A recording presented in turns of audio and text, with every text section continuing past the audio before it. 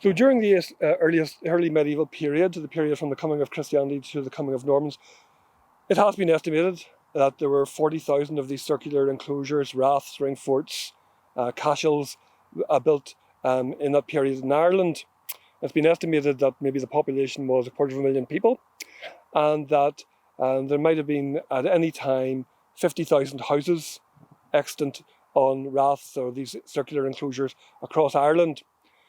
That means that it's been estimated by archaeologists that perhaps as many as 1 million houses were built across Ireland during this period. When you know that in excess of 200 have been fully excavated, it gives you an idea that how much more we still have to find out about them. But not only do we have the imposing bank and ditch at Rathmore, inside the monument is also a subterranean monument known as a souterrain. And these are underground chambers, stone walled, stone roofed, with passages that lead to small chambers. And they were basically used for a mixture of things during the early medieval period. They would have been dank and cold, so they would have been good for storing things like cheese and milk. They were also used for defence, and the nature of Irish warfare during this period were raids, and people would attack settlements and steal as much as they could. If you saw them coming, you would jump into your souterrain down through a jump hole, and you would know the layout of the passages which are dark. And unless the raiders were willing to stay and smoke you out or wait you out, you were probably safe enough, because if they climbed in to the souterrain, to the underground passage, they don't know the layout. And some of the souterrains have stones that block the passage, which means if you're trying to climb over them, the people who are hiding inside have the advantage of defence. And there are in excess of about 3,500 of these souterrains found across Ireland. Sometimes they're found on the rath sites, sometimes they're found on church sites, sometimes they're found on sites that don't have banks and ditches, and what we call unenclosed settlement.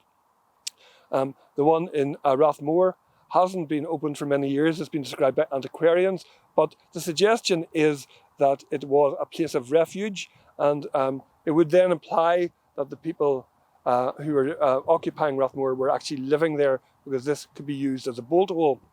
It has also been suggested by archaeologists that one of the influences of the Vikings was the increase in the use of slaves. There were 4 levels of society in Irish society at this period. The lowest were the landless people, essentially peasants and slaves. Then there were the farmers, and then the farmers worked on behalf of nobles, the nobility, and then above the nobility were the kings. And you got to be a king essentially through your lineage, and there is a very well attested lineage of Moylinny at Rathmore, and through wealth as well.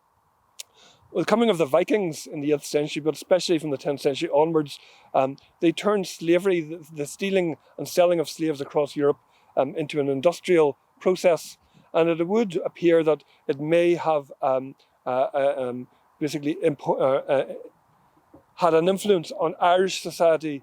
At some sites, chains have been found, and it has been suggested that possibly the underground tunnels, these passages, the souterrains, could also have had a double purpose as being a jail for slaves, which is quite an unsavoury thought, but it is a possibility as well.